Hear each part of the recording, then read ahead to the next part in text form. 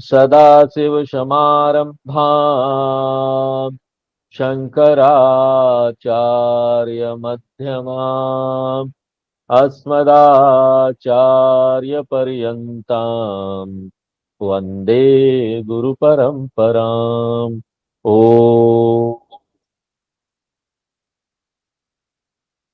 तो भरी सभा में भरत जी को गुरु वशिष्ठ जी समझाते हैं कि अभी क्या धर्म है, सामान्य धर्म, स्वधर्म, सबकी शिक्षा देते हैं, ज्ञान के बारे में बात करते हैं और उसके बाद बोलते हैं कि ना इस समय भरत तुम्हारा धर्म यह है कि तुम राज्य को संभालो, प्रजा को इसकी जरूरत है, सब लोगों की इसकी जरूरत है और सब लोग उसमें सम्मति देते हैं।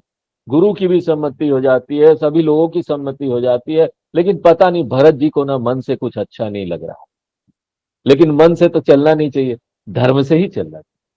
मन तो बहुत कुछ बोलती है, ये करो वो करो, इधर उधर झूलती रहती है। कोई भी डिसीजन लेने का टाइम आता है तो उस समय हमको समझ में आता है कि कितना कठिन है कोई निर्णय लेना, क्योंकि ऐसा कोई आदर्श परिस्थिति आता ही नहीं है ना कि हम देख लें कि ये सारे विकल्प है, इसमें से सारे विकल्प खराब हैं, एक ही विकल्प अच्छा है। ऐसा परिस्थिति नहीं आता, सभी अच्छा है लगेगा। एक विकल्प को चुन लेंगे, बोलेंगे इस निर्णय ले लेते, लगेगा नहीं नहीं वही ठीक था, दूसरा ठीक था। तो इस प्रकार से मन तो बहुत कुछ बोलता है, लेकिन हमको देखना पड़ेगा शास्त्र क्या बोलता, गुरु क्या बोलता, धर्म क्या है। तो उससे ये निर्णय हो गया, सब बातचीत हो गया, सभा बैठी थी, निर्णय हो गया कि अभी तो भरत जी का धर्म यही है। कहीं से भी भरत जी के राजा बनने का कोई विरोध नहीं, कोई विरोध नहीं कर रहा, सबका अनुमोदन। गुरु के वचन सजीव अभिनंदन, गुरु की वाणी, मंत्रियों के द्वारा समर्थन, ये सारी बातें ना भरत जी के मन को शांत नहीं कर रही थी। भरत जी ने सब कुछ ध्यान से सुना। कौशल्या जी का शील, स्नेह, सरलता और रस वाली जो वाणी थी, मधुर वाणी में उन्होंने बोला कि किसी को कोई प्रॉब्लम नहीं है, अपने मन में कोई बात मत रखो, तुम तो राज्य ले लो, यही तुम्हारे पिताजी चाहते थे। लेकिन भरत जी व्याकुल हो गए, भरत व्याकुल भय, उनके नेत्रों से ये सब सुनकर आंसू बहने लगा। उनके अंदर जो अंकुर फूटा भगवान की भक्ति का, भगवान राम से विरह का, वो सींच सींच कर बड़ा हो गया। तो सीधी सी बात यह है कि उनकी बातें सुनकर भरत जी का दुख और बढ़ गया। और ये क्या है, भरत जी का दुख क्या है, भगवान की भक्ति का संकेत, सूचक है ये।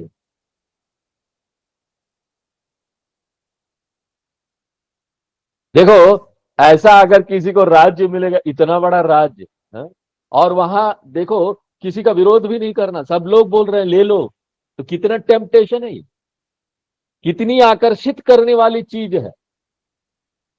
इसी प्रकार से इस संसार में, समाज में भी भक्तों को ना बहुत आकर्षण मिलता है।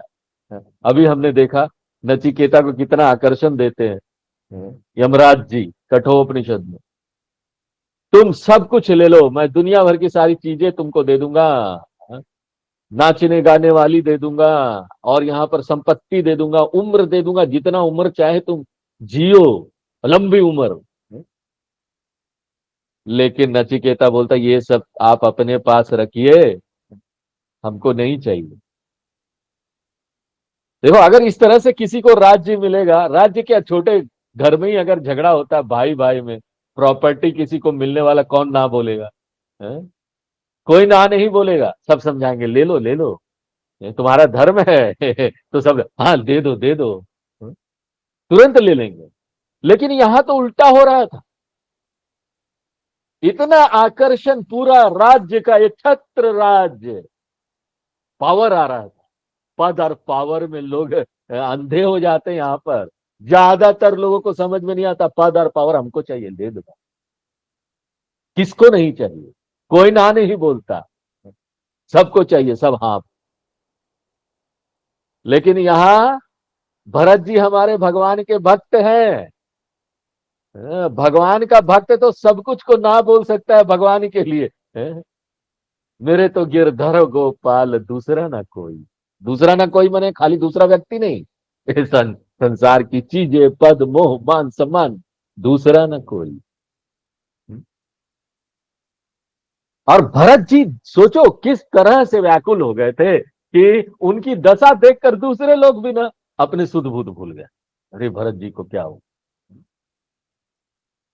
वहां पर जितने भी लोग उपस्थित थे, जब भीतर से हृदय से ऐसी बात आती ना भगवान के लिए, तो अगल बगल के सारे लोग भी आपके औरा में आकर पसीज जाते। वहां उपस्थित सभी लोग सिंह सहज स्नेह की, भरत जी के सहज प्रेम की सीमा, उसको आदर पूर्वक सराहने लगे। क्या बात है, कितनी भक्ति है। भरत जी का सारा जीवन स्वरूप भक्तिमय हो गया था। भरत जी ने धैर्य धारण किया और हाथ जोड़कर बोले, बचन अमियू जनु बोरी। वचनों को मानो ना अमृत में डुबाया पहले, और बड़ी ही मृदुता के साथ उस समय के अनुकूल उचित उत्तर देते। कल ही हम लोग देख रहे थे ना, वाणी कितना महत्वपूर्ण है। गीता में अनुद्वेग करम वाक्यम प्रियम हितम सत्यम, चार मापदंडों पर खड़ा उतरना चाहिए। भरत जी को सब पता है हमको बोलना कैसे है। जितना भी बह जाए, परिस्थिति आती है, मन खराब होता है, बह जाते हैं, समझ में नहीं आता करे क्या, उस समय उल्टा सीधा मुंह से निकलने लगता है? लेकिन यहां कुछ नहीं है।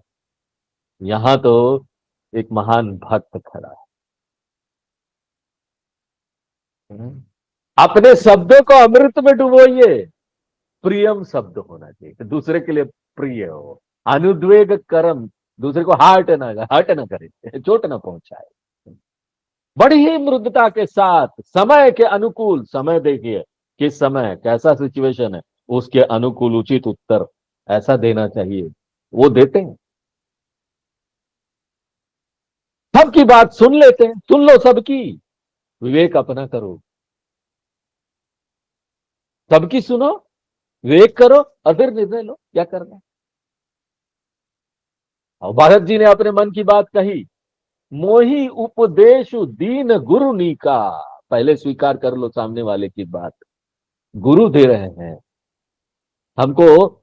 इस तरह से बात नहीं करना चाहिए कि गुरु कोई उपाय बता रहे हैं ना, नहीं ये नहीं हो सकता, ऐसा नहीं।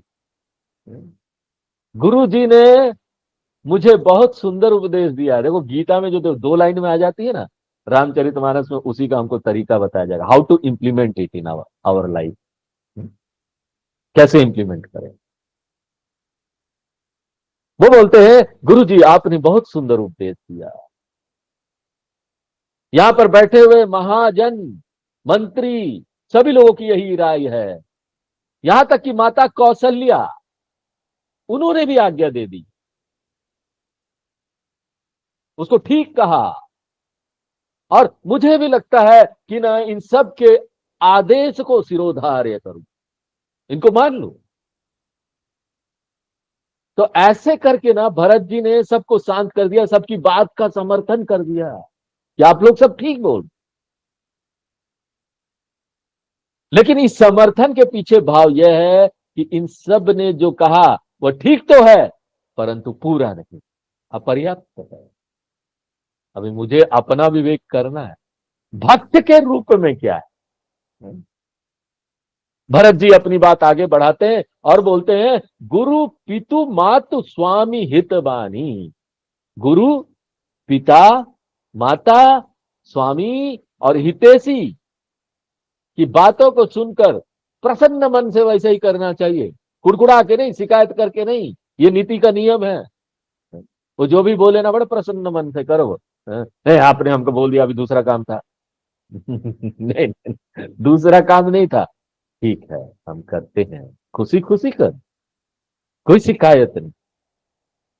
और उस समय उचित अनुचित का विचार नहीं करना चाहिए, ये ठीक नहीं था, आपने बोल दिया, हमको दूसरा काम करने जाना था। अरे नहीं बेटा, थोड़ा ले आओ, बैठे हुए थोड़ा खाना डाल दो ना, थोड़ा थोड़ा पानी दे दो ना। हैं? अरे उन्होंने पानी मांगते रहते हैं, जब देखो खाना मांगते रहते हैं। हैं? तो नीति का नियम है, बड़े प्यार से करो, कोई शिकायत नहीं करना। उस समय नहीं ये देखना कि उचित था या अनुचित था, कि धर्म के विरुद्ध है। और इससे ना व्यक्ति के सिर पर पाप का बोझ बढ़ेगा अगर वो ऐसा करेगा। वो बोलते हैं भरत जी कि आप लोग तो हमको वही शिक्षा दे रहे हैं जिसका आचरण करने से हमारी सब प्रकार से भलाई है। ये सब नीति और धर्म की बातें हम अच्छी तरीके से समझते हैं, हमको पता है। लेकिन इतने सारे से ना हमारे मन को ना संतोष नहीं हो रहा है।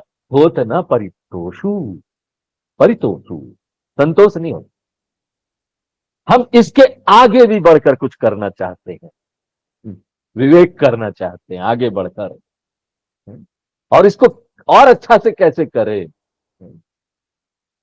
देखो यहां पर शास्त्र हमें बता रहे हैं कि संवाद कैसे करना चाहिए, संवाद का क्या नियम है, व्यवहार में हमको कैसे दूसरों के साथ बोलना चाहिए, बोली वाणी वाग इंद्रिय, उसके नियम की शिक्षा दे।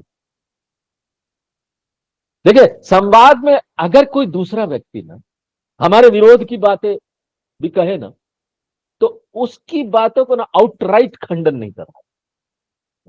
तो हाँ, हम नहीं मानते, पहले ना ध्यान से सुनो जो दूसरे लोग बोल रहे हैं, उसके बातों को ध्यान से सुनो और उसका समर्थन करो।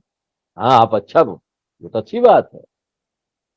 ऐसा जो करता है ना, ऐसे व्यक्ति जो होते हैं ना, वो सुसंस्कृत व्यक्ति होते हैं, ये लक्षण है। अगर आप किसी को ऐसा देखो ना, समझ जाओ ये सुसंस्कृत व्यक्ति। बोलने वाले व्यक्ति को भी दूसरों के मनोभावों को देखते हुए बोलना, उसको प्रिय लग रहा है अप्रिय लग, प्रियम बोलना। भरत जी आगे कहते हैं कि अब ना आप लोग मेरी भी विनती सुन लीजिए, और उसके बाद जैसा हमारे योग्य हो ना वैसा शिक्षा दी। इसके माने क्या है कि आप लोग जो उपदेश हमको दे रहे हैं ना, वो अभी हमसे करते हुआ नहीं बन रहा है, हम कर नहीं पा रहे, नहीं बनेगा। उतरऊ देव क्षमब अपराधु, भरत जी कहते हैं कि मैं ना आप लोगों के सामने प्रत्युत्तर दे रहा हूं, जवाब दे रहा हूं, इसके लिए मुझे क्षमा कीजिए। हाँ,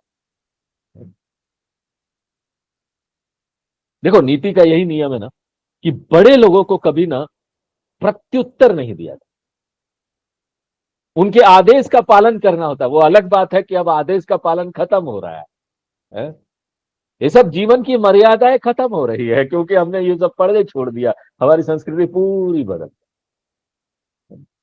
आदेश तो चलता ही नहीं आजकल आदेश दे रहे हो, आर्मी का नियम लगाओगे मेरे घर में, मेरे पिताजी हो माता जी हो, पुलिस में शिकायत कर दूंगा पुलिस में अमेरिका में तो था ही ये पहले से ही, 18 साल होने के बाद आप नहीं बोल सकते कुछ, अपने बच्चे को भी नहीं बोल सकते। वो तो जाके पुलिस में शिकायत कर देंगे, आपको ले जाएगी पकड़ के पुलिस कि माँ बाप ने बच्चे के साथ गलत व्यवहार किया। लेकिन हमारी संस्कृति में ऐसा नहीं आदेश दो, दो चार झापड़ मार भी दो, डंडा लगा दो, कोई दिक्कत नहीं देखो सज्जन लोग दुखी लोगों के गुण दोषों पर ध्यान नहीं देते। जो व्यक्ति दुखी है ना, वो कभी कभी उल्टा सीधा काम भी कर सकता है। हमको बड़ा बड़ा हृदय रखना पड़ेगा सामने जब हम किसी से बात कर रहे, कोई गुस्सा हो रहा ना, हृदय बड़ा रखिए, देखिए उसका बैकग्राउंड क्या था, दुखी था ना। दुखी व्यक्ति ही क्रोध करता है, दुखी व्यक्ति ही कुछ ना कुछ बोलेगा। हाँ? दुखी आत्मा। तो इसलिए मनुष्य में जब भावना या संवेग बहुत प्रबल होते हैं ना, तो उसकी बुद्धि काम नहीं कर रही। तो जो लोग इस बात को जानते हैं ना, वो ध्यान देते हैं व्यवहार में कि दूसरा व्यक्ति दुखी है तो इस समय क्रोध करेगा ही। हमको उनकी बातों पर उल्टा सीधा बोल दिया, कोई बात नहीं, ध्यान नहीं देना चाहिए, अपना हृदय बड़ा हो जाता है। हाँ, किसी की बातों से ना हम धीरे धीरे दुखी होना बंद कर देते हैं। हम बातों से दुख कोई नहीं होगा, हमको बातों से क्या दुख होगा। हजारों बातें आएगी इधर उधर से, लोग बोलेंगे, क्या कर ले। तो क्षमा मांगकर भरत जी कहते हैं कि पिता तो सुरपूर स्वर्ग में है और सीताराम जी वन में है, ऐसे में आप मुझे राज्य करने के लिए कह रहे हैं, और इस कार्य में आप मेरा हित समझते हो या अपना कोई बड़ा काम बनाने की आशा करते हो। प्रजा का रखवाली करना, ऐसे लोग जस्टिफिकेशन देना, तर्क दे, देखो आपको राज्य ले लेना चाहिए, प्रजा की अच्छाई के लिए, ज्यादा लोगों की अच्छाई हो रही है, हाँ? आप राज्य कर लो, आप राजा होगे तो सबका भला होगा। ये भी काम नहीं कर रहा। ऐसा अगर नॉर्मल सरकमस्टांसेस में कोई भरत जी नहीं होते, कोई और होता, हाँ हाँ आप लोग ठीक बोल रहे हैं, I will be the king, मैं राजा हो जाऊंगा, मुझे सब कुछ मिल जाएगा, चलो। लेकिन भरत जी का मन नहीं मान रहा। अब भरत जी इन दोनों ही पॉइंट को एक्सप्लेन करते हुए कि इस कार्य में न मेरा हित है, ना इतना बड़ा सभी लोगों का हित है, प्रजा का हित है, आप लोगों का हित है, इन दोनों को एक्सप्लेन कर। देखिए भरत जी की बात इतनी गंभीर है कि इसके एक एक शब्दों पर अगर हम गंभीर मनन करेंगे ना, हमको बहुत चीजें गहराई में जाएंगे ना, आप शास्त्रों का गहराई में एक एक शब्दों का मनन करेंगे, उतना ही आपको यहां पर खजाना मिलेगा। इस संसार का, इस सृष्टि का, ईश्वर का रहस्य सब आपके सामने खुलकर आ जाए। जितना अधिक एकांत में बैठेंगे, जितना मौन रहेंगे, जितना अंतर्मुख होंगे, उतना ही अधिक शास्त्र समझ में आएगा, और जितना अधिक शास्त्र समझ में आएगा उतना ही आपका आनंद बढ़ता जाएगा। इसलिए शास्त्रों के अध्ययन में जो आनंद है ना, उसको ढूंढिए, ढूंढिए उस आनंद। भरत जी कहते हैं कि हमारा हित राज्य के सुख भोगने में नहीं है, हमारा हित तो सीतापति श्री राम जी की सेवा करने में है। तो भरत जी की बुद्धि में यह बात बिल्कुल स्पष्ट है, वो विवेकी भक्त है। वो बोलते हैं भौतिक सुख जितना भी प्राप्त हो जाए, व्यक्ति का हित उसमें कभी नहीं होगा। न वित्ते न तर्पणियो मनुष्य, जितना भी पैसा जमा कर लो, जितना भी सगे संबंधियों को जमा कर लो, कभी हित नहीं होने वाला। शास्त्र बोलते हैं और एक सुर में बोलते हैं। कोई लोग नहीं। ज्यादातर लोग नहीं ना, कोई नहीं है मेरे पास, दुखी हो जाते हैं, अकेले हो गया हूं मैं। और कोई आ जाएगा ना तब भी दुखी हो जाएंगे, जब देखो झगड़ा करता रहता है। बड़ी डायलिमा है ना, दुविधा है। हम लोगों को जमा करे अपने पास की हटा दे, हटा दे तो अकेलापन लगता है, ले आए तो फिर झगड़ा चालू। कैसे हम उनके साथ अपना विचार मिलाएं ताकि शांति बने रहे। तो यहां पर ये सब चीजें जो है वो आपको सुख कभी नहीं देगी, कभी भी हित नहीं करेगी। हित एकमात्र भगवान की भक्ति में है। भरत जी जैसी भक्ति होनी चाहिए। हमें जितना इसमें भीतर जाते जाएंगे ना, इस संसार में उसके पीछे पड़ेंगे, वो हमारे वासनाओं को बढ़ाएगी, और ये जो वासनाओं को बढ़ाएगी, और मांगेंगे, और मांगेंगे। जब हमारी इच्छाएं पूरी हो जाती ना कि हमको जो चीज चाहिए मिल गया, तो हमारा लोभ बढ़ जाता है, लालचपन, लोभ बढ़ता है, और मांगते हैं। इसका कोई अंत नहीं। और अगर हमारी इच्छाएं पूर्ण नहीं हुई, कोई बाधा बना, क्रोध आएगा। कौन है बाधा? हम छोड़ेंगे नहीं, मरते दम तक भी।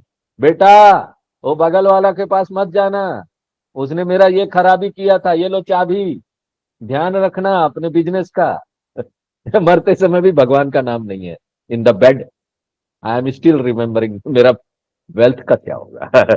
मेरा पैसा प्रॉपर्टी का क्या होगा। हाँ? बगल वाला ले तो नहीं लेगा। पड़ोसी, मेरा भाई, उसके बच्चे, अरे अब तो छोड़ो।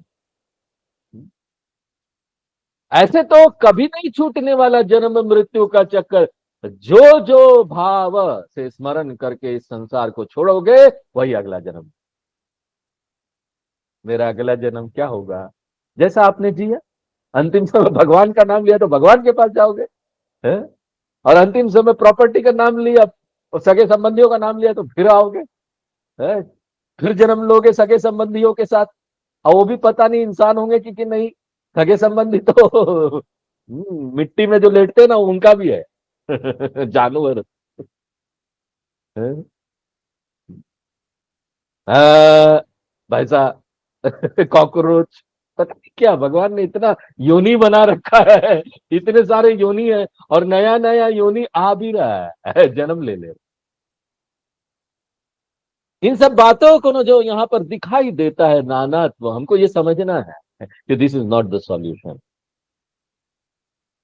संसार में हम समझ ले, एक्सपीरियंस कर ले, और इस बातों को समझकर परमार्थ की ओर आगे बढ़ना, हमको साधना करना है। और इस साधना के बल पर धीरे धीरे भौतिकता छूटने लगेगी। प्रारंभ में हमको बड़ी खराब लगेगा, असहनीय भी होती है, ये सब छूट रहा है, क्योंकि अभ्यास नहीं है। लेकिन यहां पर भरत जी का मन बिल्कुल स्पष्ट है कि परमार्थ ही प्रधान है, उसी में हमारा हित है। कितना दिन धर्म करोगे? सर्वधर्मान परित्यज्य मामेकम शरणम ब्रज।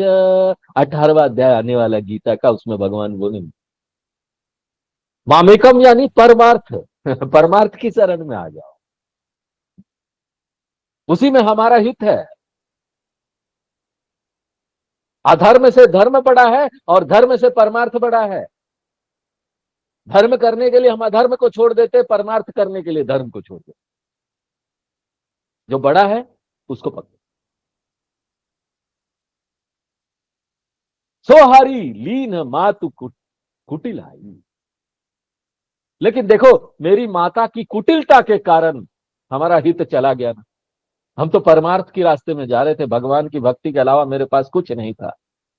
अब भगवान राम को उन्होंने वन में भेज दिया, अब हम उनकी सेवा कैसे करें? मैंने अपने मन में भली भांति विचार कर कर देख लिया है कि मेरा हित का और दूसरा कोई उपाय है ही नहीं। तो क्या मतलब है? जब भरत जी का हित इसमें है ना, तो पूरे मनुष्य जाति का हित इसी में है कि भगवान की सेवा करो। भगवान की सेवा में ही पूरे मनुष्य जाति का हित छुपा हुआ है। हमने अगर अपने जीवन में इसको छोड़ दिया, तो समझो ये मूल्यवान जीवन यूजलेस हो गया, वेस्ट हो गया, नो यूज। अपने भी काम नहीं आए, जीवन में दूसरे के काम भी नहीं आए। शोक समाजु राजु के ही लेखे। अब इस समय राज्य में सब दुखी है, शोकाकुल है। अगर कोई व्यक्ति परमार्थ को छोड़कर राज्य को भौतिक सुख मानकर उस राज्य को स्वीकार करता है, तो उसके लिए वह राज्य शोक का समाज ही बनता है, दुख दुख का भाजन। क्योंकि भौतिक सुख मिल तो जाएगा, बड़ा राज्य मिल गया, भौतिक सुख मिल गया, क्या बात है? यहां पर तो छोटा एक प्रॉपर्टी मिलने से भाई भाई में झगड़ा हो जाता है, तो पूरा राज्य मिल रहा है। देखो, भौतिक सुख बिना तभी सुख दे सकते हैं जब हम परमार्थ में हैं। परमार्थ की छाया में ही रहकर भौतिक सुख प्राप्त करना चाहिए। बिना उस परमार्थ को जाने अगर हम भौतिक सुख लेंगे, तो हमको ना दुख ही दुख देगा। यहां दुख मिश्रित तत्वम, बंधकत्वम, अतृप्तिकरत्वम, संसार के जो भोग है ना, उसमें ये तीन दोष है। उसमें दुख मिला हुआ है? प्राप्त करने में दुख है, इतना उसको रख रखाव में दुख है, और चले गया तो और दुख है। कोई भी चीज ले आते हैं, उसको लाने में कितना मेहनत हमको करना पड़ता है। कोई भी चीज खरीद के लाना है, घर बनाना है? गाड़ी खरीदनी है, कितने साल तक पैसा जमा करते हैं, मेहनत करते हैं। कई लोग तो ओवर टाइम करते हैं अपने ऑफिस में, 12-15 साल तक ओवर टाइम किया, कुछ पैसे जमा हुए तो अच्छा कोई फ्लैट खरीद लिया। कितना मेहनत किया, कितना दुख। उसके बाद फ्लैट खरीद तो लिया, चला ना जाए, कौन ले लेगा। गाड़ी खरीद लिया, पता नहीं कहीं एक्सीडेंट हो गया, कुछ हो गया, ले लो। डर लगा हुआ रहता है, चोरी ना हो जाए, हर समय पार्किंग में खड़ा है। बीएमडब्ल्यू ऑडी खरीद तो ली, पार्किंग में खड़े करके रखे हुए हैं। हाँ? और डर मन में पूरा दिन चलता है, चोरी ना हो जाए, पार्किंग सही नहीं। क्योंकि वो गाड़ियां आती है 1.5-2 करोड़ की, 1.5-2 करोड़ की गाड़ियां पार्किंग में कहीं ले भी जाओगे ना, यहाँ पर इतना भीड़ भाड़ है, कहाँ खड़ा करोगे, पार्किंग कहीं सही है? धुक धुक करता रहेगा। चोरी हो गई तो 1.5-2 करोड़ की गाड़ी खरीदी। तो इस प्रकार से ना ये दुख मिश्रित तत्व और अतृप्तिकरत्व में, जितना आप भोग करते जाओ, जितना भोग करते जाओ, जितना कभी सुख नहीं देने वाला, हमेशा अतृप्ति लगी रहेगी, संतुष्टि नहीं मिलेगी। अब बंधकत्व, जो जो चीजों का आप उपयोग करते जाएंगे, लत लगता जाएगा। एक बार लग्जरी का लत लत रह गया, एसी गाड़ी, इतना लत हो जाएगा ना, कहीं आश्रम में जाओगे स्वामी जी के पास, वहां पर एसी गाड़ी है ही नहीं, फिर वो मुश्किल होगी। नहीं स्वामी जी, हम यहाँ आश्रम में रह नहीं सकते हैं। क्यों? फैन है खाली, एसी नहीं है। नहीं नहीं, ये ऋषिकेश है, यहाँ पर तो मौसम ठंडा है। नहीं स्वामी जी, मैं जून आता ना तो थोड़ा गर्मी बढ़ जाती है। वो भी गर्मी सहन नहीं। क्यों? आदत ऐसी की हो गई। अगर हम इसी बात को, तत्वबोध जो परमार्थ है, हम लोग परमार्थ में चले जाते हैं ना, तत्वबोध उपनिषद वो सब परमार्थ में आते हैं। उसमें जब हम लोग पढ़ लेते हैं, हाँ, तितिक्षा, शीतोष्ण, सर्दी गर्मी, दुख सुख सब सहन करो, तो फिर कोई दिक्कत नहीं होती। ऋषिकेश में भी रह लेंगे, आश्रम में, एसी में, अपने घर में भी रह लेंगे, गाड़ी में चल लेंगे। हमने जाना है ना, विवेक किया है परमार्थ में। तो परमार्थ की शक्ति ऐसी होती है कि ना आप भौतिक सुख भी लोगे ना, कोई दिक्कत नहीं, आपको बंधन में नहीं डालेगा, आपको अतृप्ति कर्म नहीं देगा, आपको बंधकत्व नहीं देगा, दुख मिश्रित तत्व नहीं देगा। क्योंकि ना आपने उस सत्य को समझ लिया है कि इसमें सुख नहीं है, ये सिर्फ यूज के लिए, कुछ समय के लिए हमको मिली हुई है, यूज करो। अगर अच्छा खाना मिला, खा के थोड़ा सा स्वादिष्ट लगता है तो उसका आनंद ले लिया, क्या दिक्कत है? लेकिन जान के आनंद लिया कि ये ज्यादातर टिकने वाला नहीं, जी हुआ का आनंद है, थोड़े समय में खत्म हो जाए।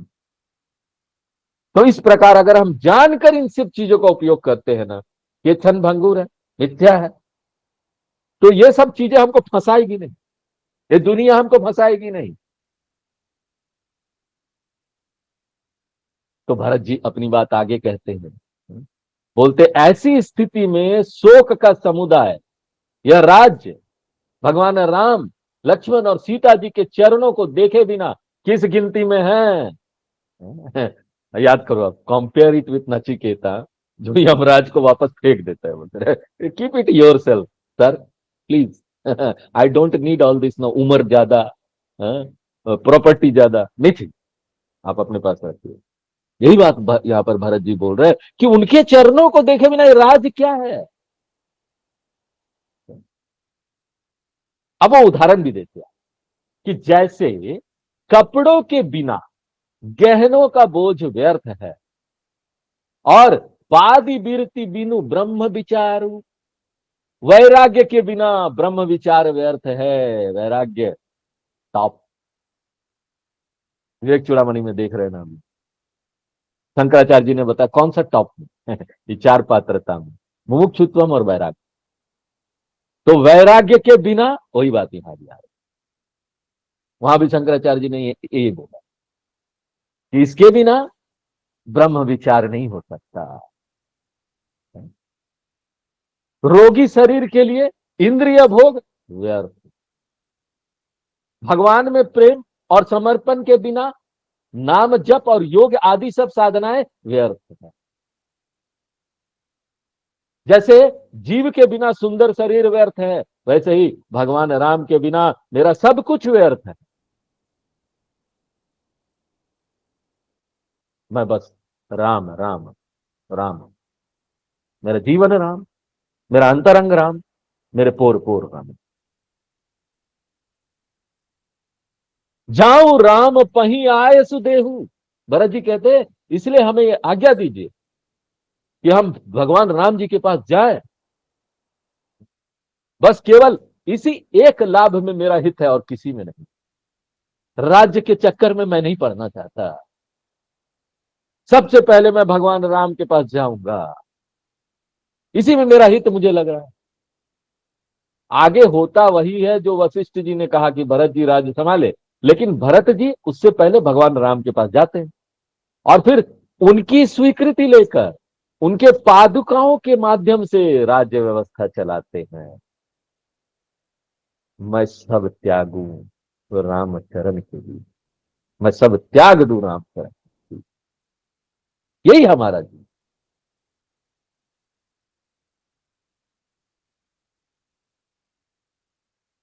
देखो, एक व्यक्ति को भी ना खाना पीना, संसार के भोग ये सब प्राप्त करने होते हैं ना, जीवन चलता है उसी से। चाहे वो ज्ञानी हो अज्ञानी हो। ऐसा नहीं कि ज्ञानी हो गए तो खाना ही पीना नहीं खाएंगे, उसको भी खाना पीना चाहिए, उसको भी पैसे चाहिए। हाँ? लेकिन ना अज्ञानी व्यक्ति क्या होता है, वो भोगों के ऊपर निर्भर होकर जीवन, ये हमको नहीं मिलेगा तो काम नहीं चलेगा।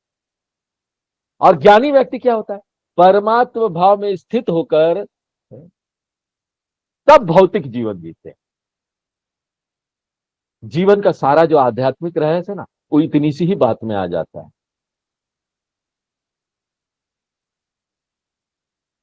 मिल गया अभी तो ठीक, नहीं मिला भी तो ठीक। एक ज्ञानी ऐसा सोचकर जीवन जीता है। अज्ञानी के लिए तो नहीं मिला तो संसार ही लुट गया। नहीं नहीं, अगर मेरे लक्ष्य में कोई बाधा बनेगा तो मैं उसको काट के रख नहीं मिलेगा तो जीवन ही बर्बाद। मुझे तो ये प्राप्त करना ही है, मुझे ये व्यक्ति चाहिए, ये चाहिए ही चाहिए। एक अज्ञानी ऐसा सोचता है, इसलिए उसको दुख होता है। लेकिन ज्ञानी के लिए क्या है, वो जानता है सब मिथ्या है। यूज इट, व्यवहार के लिए मिला है, व्यवहार करो। और कभी मिलेगा कभी नहीं मिलेगा, ये संसार ही ऐसा है। हाँ? खुश रहो, भीतर का आनंद है। हाँ? भीतर हमको खजाना मिल गया है। हाँ? हमारे स्वामी जी बहुत सुंदर उदाहरण देते हैं, अनइंटरप्टेड पावर सप्लाई सिस्टम। अब भीतर हमको यूपीएस मिल गया, ज्ञान का खजाना। वो यूपीएस हमको आनंद देता रहता है। जैसे कंप्यूटर में यूपीएस लगा दो ना, बिजली चला गया तो वहां से बिजली मिलते रहता है, यूपीएस। कंप्यूटर बंद नहीं हो। उसी प्रकार से ये हमारा आनंद वाला जो है ना, आनंद का चक्र है ना, कंप्यूटर वो चलता रहेगा, बंद नहीं होगा। बाहर से कुछ नहीं भी मिलेगा, जो मिलना था नहीं मिला, कोई बात नहीं, भीतर से यूपीएस चालू, आनंद मिल गया। इसलिए जीवन हम कैसे जीते हैं, हैं? आ गए तो वेलकम, चले गए तो भीड़ कम। अब हमारे जीवन में ना प्रेफरेंसेस हो गए। हम जोर नहीं देते कि हमको यही चीज चाहिए। प्रेफरेंस, मेरा प्रेफरेंस है कि आज शाम को मुझे ना खाने में ये, ठीक है, अगर सामान है तो बना लो, वेरी गुड, अच्छी अच्छी चीजें बनाओ, खाओ, अच्छी अच्छी चीजें खरीदो अगर पैसा है तो कोई बात नहीं, एंजॉय करो। हमारे जो स्वामी जी हैं वो उनके आश्रम में जाएंगे आप, तो आपको दिखाई देगा कल सारे जो आधुनिक चीज है ना, सबसे पहले वहां आए। जब सबसे पहले ईवी वाली गाड़ी आई, इलेक्ट्रिक वाली आश्रम में आ गई सबसे पहले। टाटा ने लॉन्च किया था इलेक्ट्रिक कार वाली, क्योंकि उनके पास जो पैसा आता है वो रखते ही नहीं। जिस दिन आया उसी दिन आश्रम के लिए क्या चाहिए खरीद लिया, दूसरे दिन जीरो। ज्ञान यज्ञ वगैरह में जाते हैं, वहां पर कोई डोनेशन वगैरह मिलता है, तो आश्रम को और अच्छा कर दो। लोग आएंगे तो गाड़ी में चले, ईवी वाली गाड़ी देखेंगे। तो इस प्रकार से, लेकिन उनको कोई दुख नहीं होता। चला जाएगा, लत लग जाएगा, कोई लत लगने ही वाला नहीं। सारे कमरों में एसी लगी, और जितने साधक के कमरे उसमें भी एसी। हाँ, उनके अपने कमरों में भी जितने स्वामी लोग उनके एसी है। कई लोग पचा नहीं पाते, दूसरे स्वामी लोग जाते ऋषिकेश वगैरह से तो पचा नहीं पाते कि ऐसे रह रहे हैं लोग। तो बोलते हम वेदांती है। ये सब दूसरों के लिए किया हुआ है, जो यहाँ पर साधक आते हैं। और उनको भी ये मैसेज देने के लिए किया गया है कि ये सब जितनी भी भौतिक चीजें ना, प्रॉब्लम नहीं है। प्रॉब्लम इज नॉट आउटसाइड, क्योंकि इसको रख के भी हम खुश है, आप दुखी है। जो लोग वहां पर साधक लोग आते हैं ज्ञान यज्ञ में करने के लिए, वो देखते हैं ये स्वामी जी लोग कितने लग्जरी में है, जो चीज हमारे पास नहीं है वो भी उनके पास। पैसा नहीं है लेकिन हर समय फ्लाइट में जाते हैं। जहाँ ज्ञान यज्ञ करना, फ्लाइट में जा रहे हैं। कोई ना कोई दे देता है, भगवान दे रहे हैं। तो इस प्रकार से कभी दुखी नहीं होते, खुश रहते हैं। वो जब देखते हैं तो उनको पता चलता है कि हम भी जहां है ना, ये सब रखते हुए भी हम इन्हीं की तरह खुशी रह सकते हैं। No problem, luxury is not a problem, the mind is problem. Mind should be in luxury. Mind इतना विस्तारित कर जाए ज्ञान से कि वो लग्जरी में। मोहि नृप करू भल आपन चहू। भरत जी कहते हैं कि हमारे राजा बनने में आपका भी हित नहीं है, परंतु आप जो ऐसा कर रहे हो तो इसमें आपका भी दोष नहीं। देखो, बोली में कितना रखना पड़ता ना, ये कितना हमको ध्यान रखना पड़ता है। हाँ, उन्होंने ये बोला कि इसमें आपका हित नहीं है, तो उनका बात काटना हो गया। तो इस बात को वो ना पैडअप कर दे रहे, ये बोलकर कि ना इसमें आपका कोई दोष। ये धर्म ऐसा बोलता है, हमारा ही प्रेम आपके बुद्धि को ऐसा कर कर ऐसा कहला रहा है। हमारा प्रेम, हमारे प्रति जो आप लोगों का प्रेम है, वो ऐसा बुलवा रहा है। उनको कितना ऊपर उठा दिया सब लोगों को कि आपने जो बोला सही है। कई कई सुअ कुटिल मति राम विमुख गतलाज। भरत जी अपने दोष बताते हैं कि मैं कैकई का पुत्र हूं। दूसरी बात यह है कि मैं कुटिल हूं, भगवान राम का विरोधी हूं, ऊपर से निर्लज्ज हूं। ऐसे अधम व्यक्ति को राजा बनाकर यदि आप सुख चाहते हैं तो ये आपकी भ्रांति है। है? बोलने के लिए बोला, अपनी वाणी को मधुर रखने के लिए। भरत जी कुटिल नहीं है, लेकिन बोली में हम भी बोल देते हैं ना, लोगों के बीच जब ऐसी बातें आती है, हमसे ही गलती हो जाएगी, हम ही गड़बड़ है, हमारा ही प्रॉब्लम है। सामने वाला भी और विनम्र हो जाता है। विनम्रता के लिए देखिए ये बैलेंस करना पड़ता है बोली में। भरत जी कुटिल नहीं। उनका कहना है कि अन्य लोग तो इसी प्रकार समझेंगे ना कि कुटिल, कैकई का पुत्र, ये भी कुटिल होगा। जैसी मां वैसे ही बेटा तो होगा। मां कुटिल, बेटा भी कुटिल।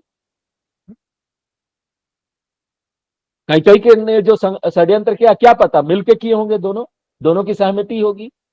भगवान राम वन चले गए, महाराज दशरथ स्वर्ग सिधार गए, ये सब मेरे कारण हुआ, मैं तो निर्लज हूं।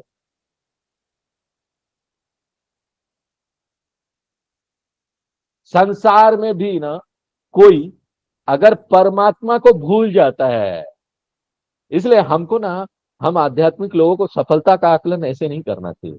दूसरा कितना अमीर है, कितना पैसा है उसके पास,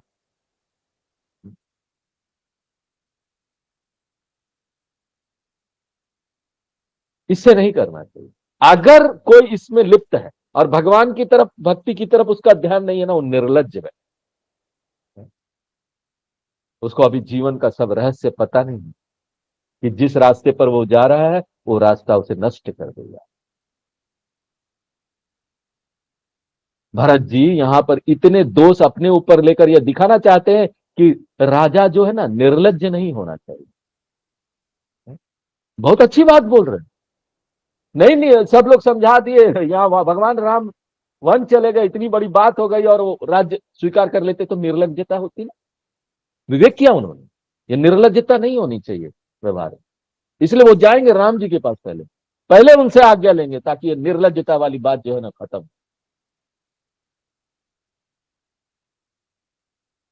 वो तो धर्म परायण होना चाहिए राजा, प्रजा को प्राणों के समान प्रिय होना चाहिए। ऐसा राजा ही सबका हित करेगा। निर्लज राजा हित नहीं करेगा, निर्लजता। ये मैसेज गलत जाने वाला था, अगर वो स्वीकार कर लेते राज्य को तुरंत, ये मैसेज गलत जाने वाला था पूरे जो उनके राज्य में, मैसेज सही नहीं जाने। तो हमारे व्यवहार से दूसरे क्या लोग सोचेंगे, मैसेज क्या जाने वाला है समाज में, ये हमको सोचना चाहिए। हमारे बोलने से, हमारे व्यवहार से, हमारे एक्शन से। तो आज यही विराम देते हैं, आगे विराम। ओम पूर्णमदः पूर्णमिदं पूर्णात् पूर्णमुदच्यते पूर्णस्य पूर्णमादाय पूर्णमेवावशिष्यते। ओम शांति शांति शांति।